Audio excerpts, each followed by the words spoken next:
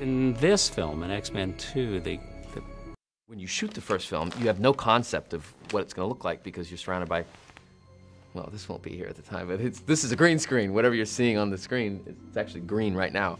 But that's the way we shoot things. You know, it's like you're surrounded by blue screens and green screens, so you have no idea when it comes to the special effects what my blast is going to look like. I mean, my blast may be different this time around. I don't know if it's going to be right now, you know?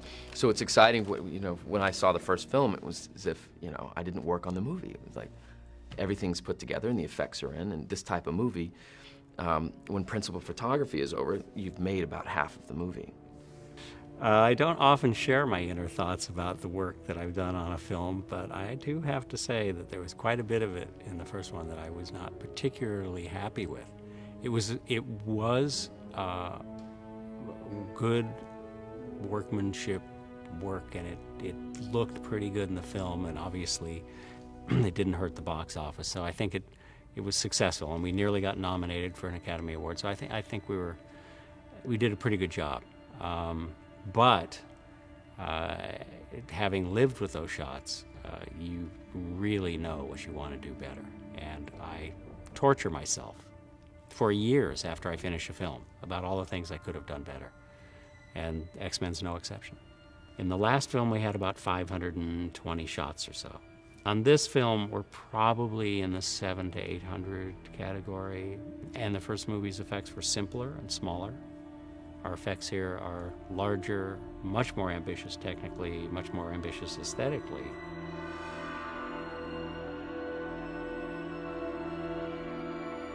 There are a number of big challenges on X-Men, and I would suppose that if I was going to break it into sequences, that the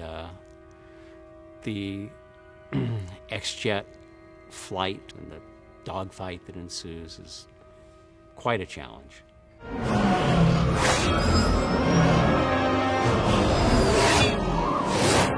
Mike Fink started us with an animatic that he created of what he wanted to see from a choreography point of view.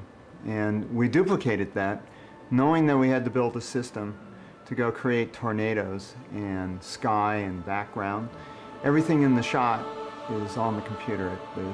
There are no real elements, effectively, and we knew this from the beginning. So we used the computer to go and choreograph exactly what Mike had in his animatic to start there and figure out where the ground plane would be. And at the same time we were choreographing and making sure Mike was happy with the choreography, we were building a system for the tornadoes. Warning, warning, warning. On X-Men, I was the lead setup TD for the tornado sequence. So I worked on all the R&D for how we were going to accomplish creating over 100 tornadoes for the dogfight sequence in X-Men 2. I think we have probably more twisters in the first 2 or 3 cuts of this chase sequence than they had in the entire movie, twisters. It's all fiction, and so when you have something like that, you have to make sure you have knobs so that the director or Mike Fink or even myself can play. And that's what we did as we built these things.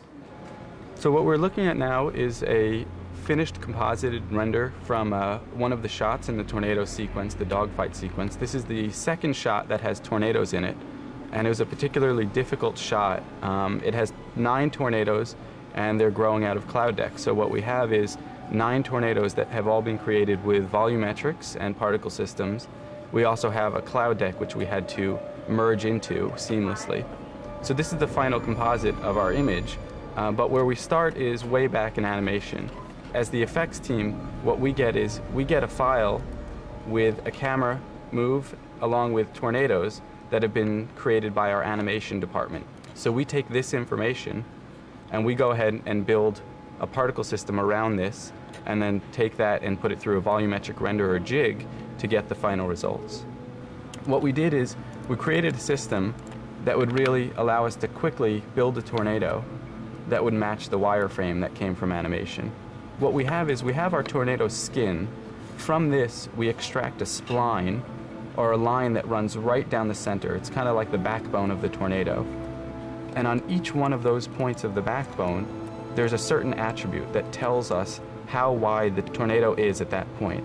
So on each point, we know what the radius is of the tornado. And this is one of the ways we maintain the shape. And then what we do is we use an orbit method, and we have these particles spin around their point on the backbone at a set radius and a set speed. We have a number of controls available to us also. So we have control, of course, over the speed of how fast they orbit. We can modify the radius of the orbit at any time. And you'll notice that if I were to make the radius much larger, the particles are actually going to orbit much slower now. So we have some calculations that will adjust the speed based on the radius of the tornado. Once we've created our particle system and brought it back into copy geometry over, what we're going to do is we're going to take this geometry and put it through the process of rendering. This is where we apply surface properties and apply lighting to get the finished image. So here, this doesn't look very much like a tornado, but after the rendering process, what we end up with is these nice volumetric, soft tornadoes that really feel like they have a lot of mass to them. So what we do in this process is we have currently these spheres, or these balls, copied to each particle. When we render this, each one of these turns into a volume, and the easiest way to think of that is think of them as a little ball of fog, or a little pocket of fog. And layered on top, with such depth, it really becomes almost a surface of material, and this is how we represent our tornadoes in the final render. So the rendering process is really the key. This is where we drive our look. This is where we control kind of the quality of these tornadoes. So the motion is the base, and that's really what kind of controls the feeling of how these tornadoes are integrated and moving in the scene.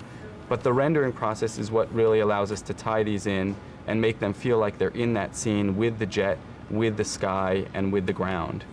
So really our goal with the tornado setup was to create something that would allow the artists to really spend time with the quality, with the look of the tornadoes, paying attention to how thick the mist is, and also how dark we get in the shadow area, and how this tornado plays with the light of a sunset.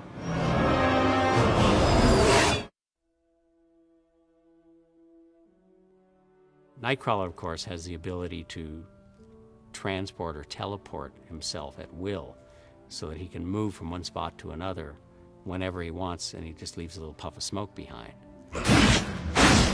There's this word that it goes bamf, like B-A-M-F, and that's the sort of noise he makes, and he just, like, you know, he just disappears, and then he bamfs someone else. So I think how we do it in the film is, like, you know, basically you just cut. And I've done some stuff where I'm like teleporting onto a wall, and all these people are pointing guns at me, and actually I'm up there for ages, and in the film I'll be there for like a second because I bamf off somewhere else before they shoot me. We're going to create Nightcrawler's BAMFs fairly traditionally. In other words, we shoot the scene with him there, and we shoot the scene with him not being there.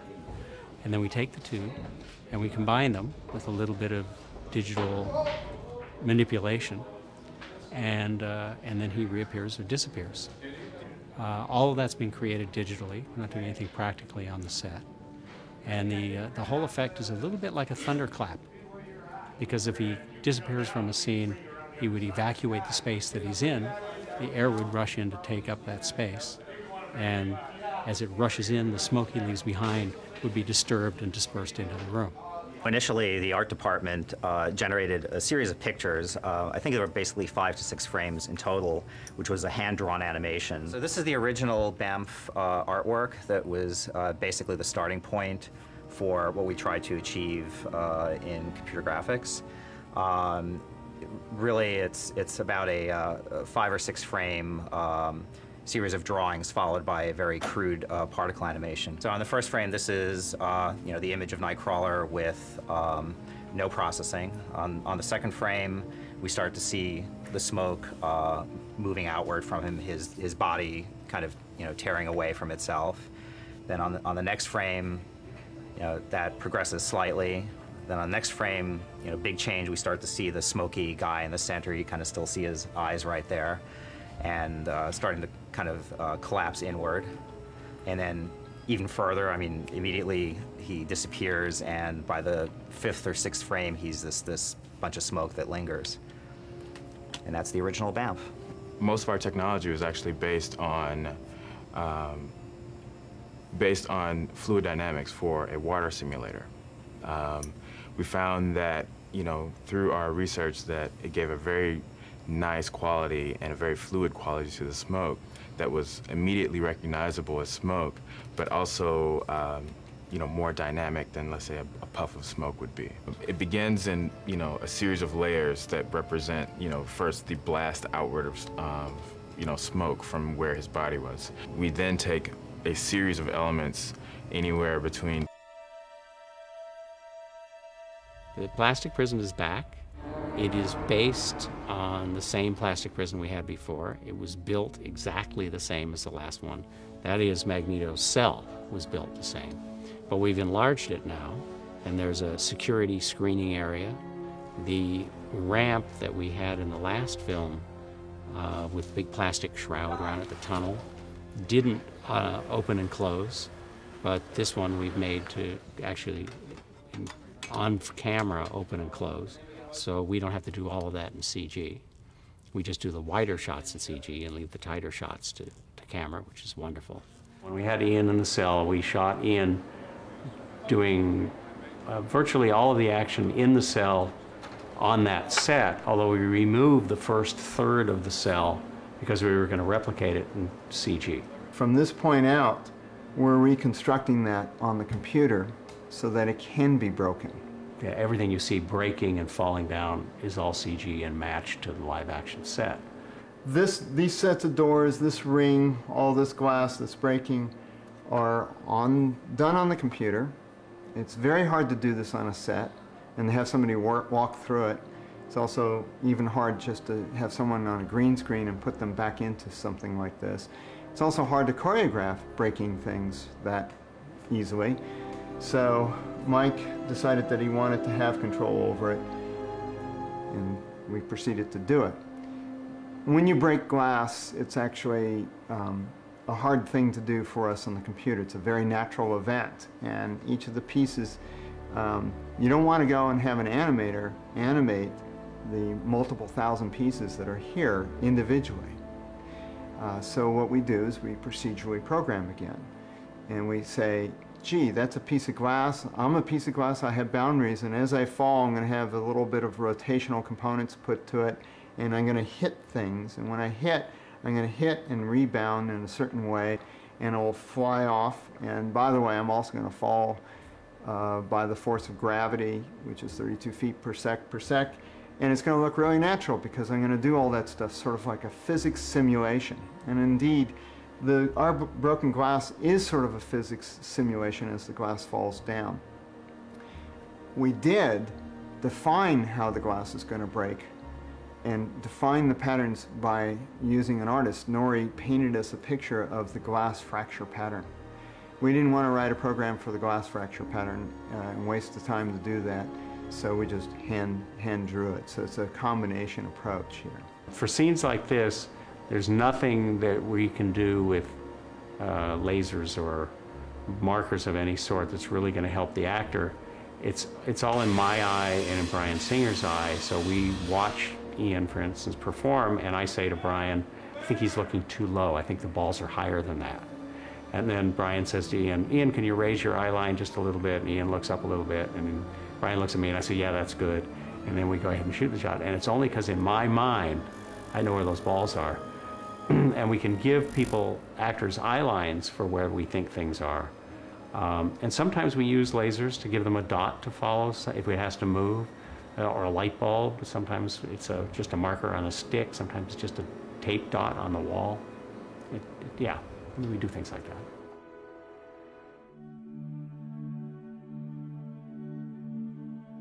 Cerebro was developed by many hours-long conversations between me, Brian Singer, Stephen Rosenbaum, supervisor here at Cinesci, and quite a few of the Cinesci crew.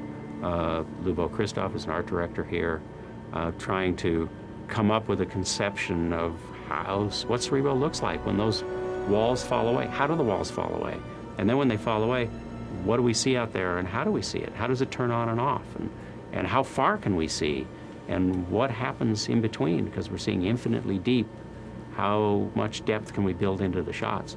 the problems with that environment is it's this big spherical space, and you see a map of the world essentially, and you see people on points of the spread across points on the map. What we wanted to do is make it dimensional, bring out some depth into the space between where Xavier is in the center of this spherical room, and reach out towards these people that are projecting off the surface of the map. It's virtually all digital. All the atmosphere, all the effects you see in Cerebro, most of that stuff is all three-dimensional CG. The atmosphere and the rays and a number of the other things that are happening are all volumetric, so you get a real sense of distance as you look down. Light that moves affects the volume of the particles as they're in. There's a huge, I like to say that this show is really about particles. Particle animation is a very powerful tool in CG, and in this film, virtually every effect uses particle animation in some way. My name is David Satchwell, and I'm a CG supervisor on the Cerebro sequence, which comprised of 80 shots and about 20 people helping out in the sequence. I'm going to take you through some of the shots here. So this is a previs shot, which was the very first part of the shot generation, which is just to get the camera move and what's happening within it. This is part of the Cerebro effect, where there's a lot of people represented within this space, and Xavier is trying to find mutants in it. And also I can show you one of the elements, which is a more final version of this effect, which is very volumetric.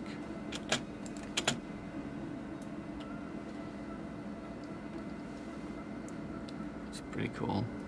I can show you where Magneto comes into Cerebro, and this is interactively where the animators work. And what he does in this shot is come in and he moves tiles around with his power. This is kind of what it looks like when you play it back. Then when we go, this is a very rough shaded version of it just to get the timing of the animation. Then what we do is we do various different passes. This is a version of that to give it more shading. You can see here, to give it a more, start to get a more realistic feel in it. And then here is kind of it, the way it kind of looks all put together at the final stage. Yeah, so that's Cerebro.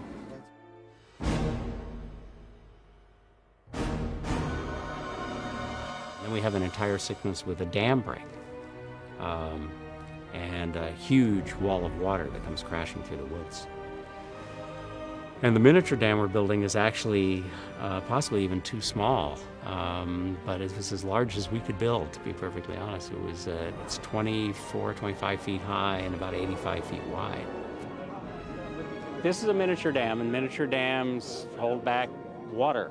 Water never gets to be a miniature like the dam does. So the bigger you make the dam, the better the water looks. And so the scale is an arbitrary scale that we sort of made up because we came up with an arbitrary size on the dam. It gives it a finer quality, because it's the biggest problem with models in water is just size.